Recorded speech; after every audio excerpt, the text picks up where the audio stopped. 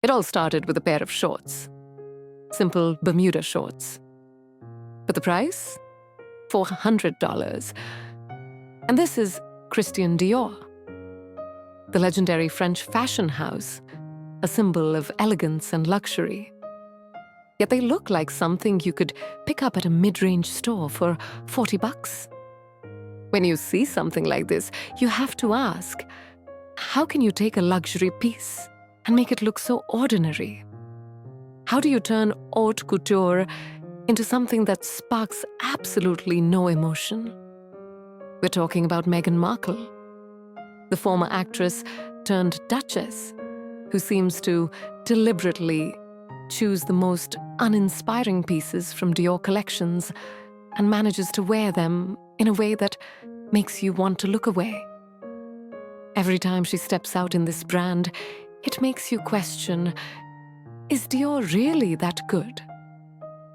But to understand the truth, we need to look at another woman.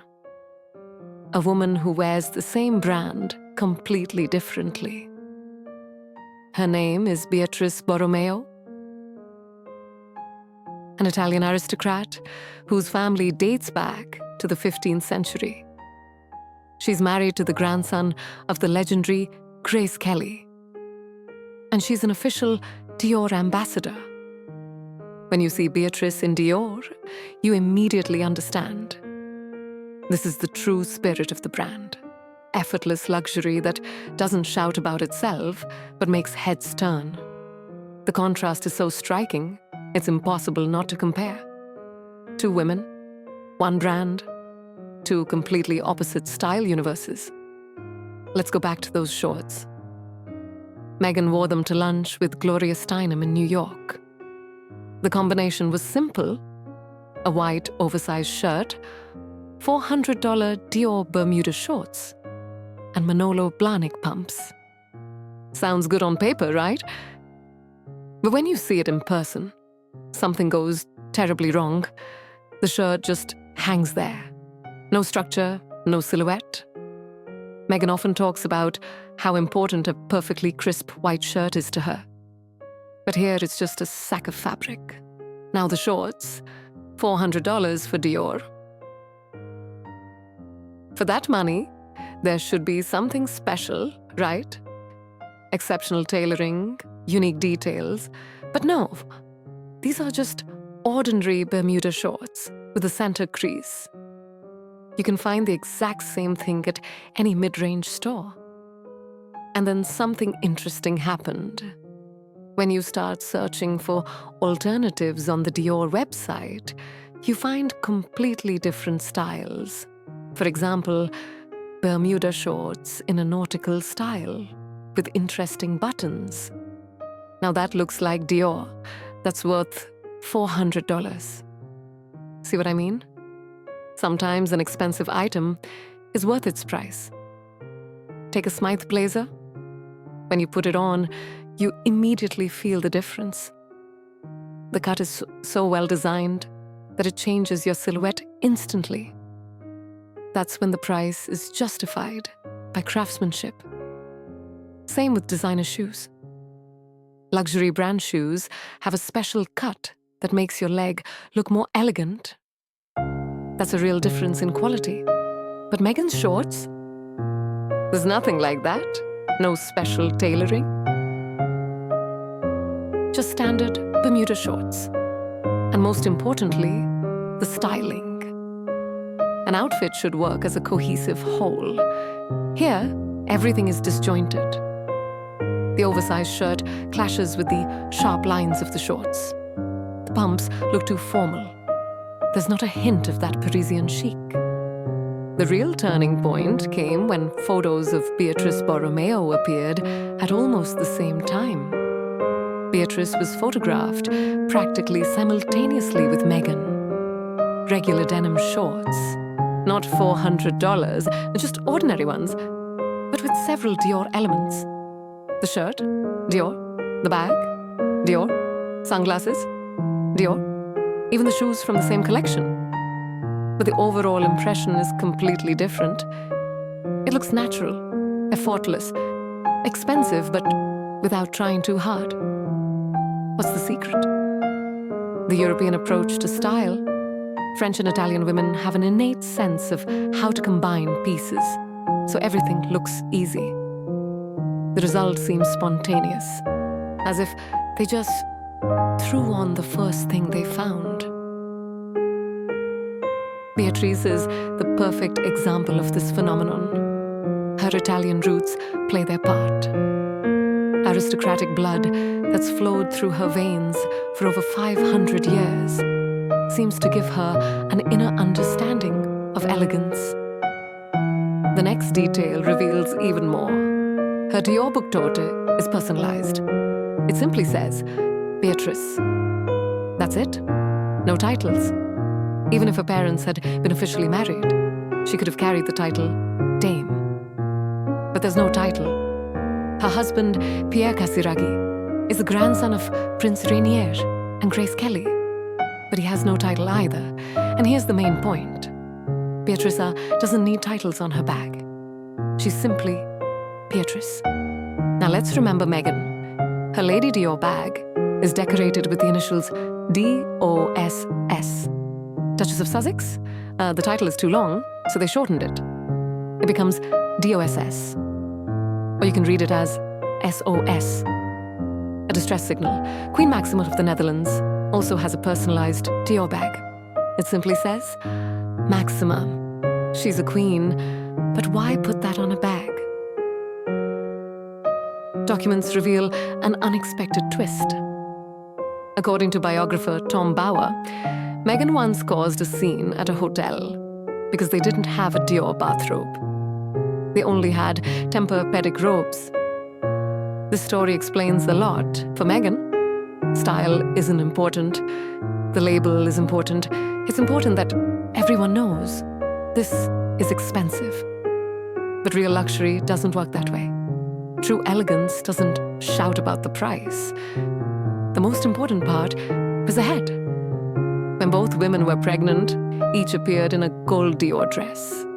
And again, two parallel worlds. Morocco, Meghan's official visit. She wore a custom haute couture Dior gown.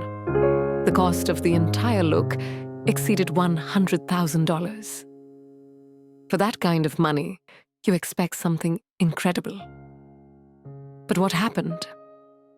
A taupe dress with a golden sheen, long, covered. Sounds grand, but in practice, it didn't work. The color looked strange, neither beige nor gold. And instead of highlighting her pregnancy, the dress somehow awkwardly wrapped around her belly. The fabric draped strangely. The silhouette turned out clumsy, and the color only made the look dull. For $100,000, she could have chosen a rich jewel tone, emerald, sapphire, ruby, but instead, a nondescript taupe. And then something interesting happened. Beatrice appeared at a Dior event, also pregnant. She wore a gold dress with an unusual texture. Multiple thin strips of fabric created a sense of movement, as if it were a Greek statue come to life. The dress was asymmetrical, long, but with a slit, elegant, but not boring. An updo enhanced the ancient aesthetic. Minimal makeup, delicate earrings, ballet flats. This look is memorable. It has character. It doesn't scream, look how expensive this is. It says, look at this interesting design. It's about the brand's philosophy. Dior was originally created as an embodiment of femininity and romance. Christian Dior in 1947 presented the New Look collection. Fitted jackets, full skirts, an hourglass silhouette. This brand DNA remains. Beatrice instinctively understands this. Meghan seems to go against the brand's nature. Queen Elizabeth's Platinum Jubilee, service of Thanksgiving, all members of the royal family in formal attire. Bright colors, elegant silhouettes, and Meghan appears in a white Dior coat dress and wide-brimmed hat. the look was dubbed Carmen Sandiego. The coat itself is sort of a trench coat, but also a dress. The problem is it looks like a coat worn instead of a dress.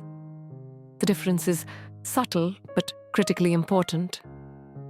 The fabric was too heavy, the coat looked bulky, and the white color against the bright outfits of other guests made her pale and unremarkable. This was a celebration of 70 years of a monarch's reign. And Meghan showed up as if it were a stroll in the park. And then a new character appears, Beatrice on Monaco National Day. November, cool weather. She wore a dark Dior coat with a belt, wide-brimmed hat, shoes from the same brand. The silhouette is similar, but the result is dramatically different. The coat fits perfectly. The belt emphasizes the waist. The dark color looks noble. And most importantly, this look has the spirit of Grace Kelly.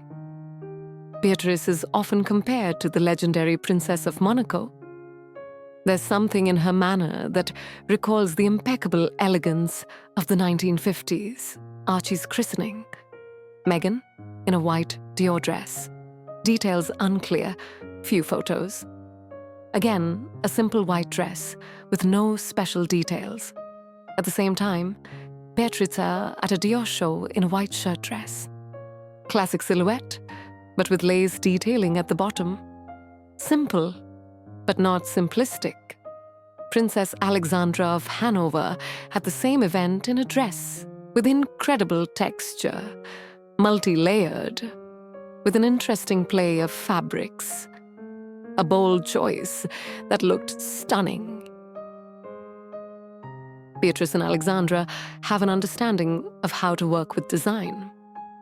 Meghan again chooses the safest option, and it becomes the most boring.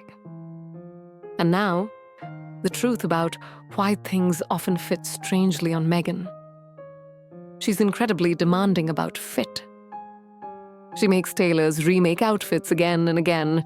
Sounds right. You want everything to fit perfectly. But here's the problem. After numerous alterations, a garment loses the designer's original vision. Seams shift. Proportions get disrupted. This is exactly what happened with the wedding dress. It was remade many times, and it looked strange. Too simple, but not elegantly simple, just empty. Same with the dress at the RAF event, a dark Dior dress with a hat resembling a propeller, a witty detail for an aviation event. But the dress fit so tightly that the bust looked compressed. The seams pulled strangely. Beatrice at a jewelry show, a simple black sleeveless dress. Minimalism at its best. The dress fits as the designer intended. And it works. What's the real story? Meghan doesn't understand her body type. Her figure is more straight, athletic. Sharp lines and structured silhouettes suit her. There are photos of Meghan in a yellow sheath dress. It fits beautifully. But Dior's romantic looks require a different body type. Beatrice has softer lines. She's tall, slender, with aristocratic posture. Dior looks natural on her. Venice. Beatrice at a social event. An evening Dior gown with a high slit. Long, but the slit makes the silhouette dynamic. Large earrings, updo. The look is both bold and classic. A red shirt dress at an event in Monaco. Perfect cut, rich color, flawless fit. Photographs captured an important moment. The Rose Bowl. Beatrice in a grey dress with a pattern resembling the fleur-de-lis, the royal lily. A dress with history, a reference to European aristocracy. And here's the main point. Another look from the Rose Bowl. Beatrice in a dress of shimmering tulle, hair in an elegant updo. Long gloves. The look references the 1950s, the golden era of Hollywood, Grace Kelly herself. This is real Dior. Timeless elegance, a classic that doesn't depend on trends. Femininity without vulgarity. Luxury without tackiness. Beatrice doesn't just wear Dior, she embodies its spirit. She continues Grace Kelly's tradition. It's no coincidence that Grace's grandson married her. She has the same aura, the same style. So what's the lesson? It's not about the price tag. Luxury doesn't work like a magic wand. Real style is understanding yourself, your figure, your lifestyle, your character. It's the ability to choose something that suits you specifically. Meghan buys Dior because it's expensive and prestigious. She collects labels like trophies. But each time, the result disappoints. Beatrice wears Dior because the brand's style resonates with her own. Romance, femininity, classic elegance are a natural part of her image. She's not trying to impress. She simply wears what suits her. Even if you removed all the labels, Beatrice's looks would still appear elegant. And Meghan's? Mediocre. Because it's not about the brand, it's about how you wear it. You can buy $40 shorts and look stylish. You can buy $400 shorts and look cheap. The conclusion is simple. Don't chase brands. Chase self-understanding. Find your style, understand what suits you. And then, even simple outfits will look like $1 million. Beatrice is an example of how style becomes part of one's personality. How elegance is conveyed not through price, but through how you wear something. How you can be a brand ambassador in reality, embodying its philosophy with every appearance. How looks are memorable not because they're expensive. They're memorable because they have a story, character, individuality. And that's what true luxury is all about. Not the ability to buy the most expensive thing, but the skill to choose what suits you best. Not the number of logos, but harmony. Not the price, but the emotions the look evokes. Style isn't shopping, it's self-discovery. Not about money, but about a sense of proportion, understanding balance, knowing how to combine pieces, about confidence that comes from within. That's the whole story about how two approaches to one brand create two parallel realities. In one, Dior is a symbol of elegance. In the other, just an expensive label that doesn't save you from fashion disasters. The choice is yours. But the examples are right before your eyes. That's the whole truth about how style can't be bought with money. Turns out, it's not about the price tag, but about understanding yourself. Beatrice Borromeo showed us.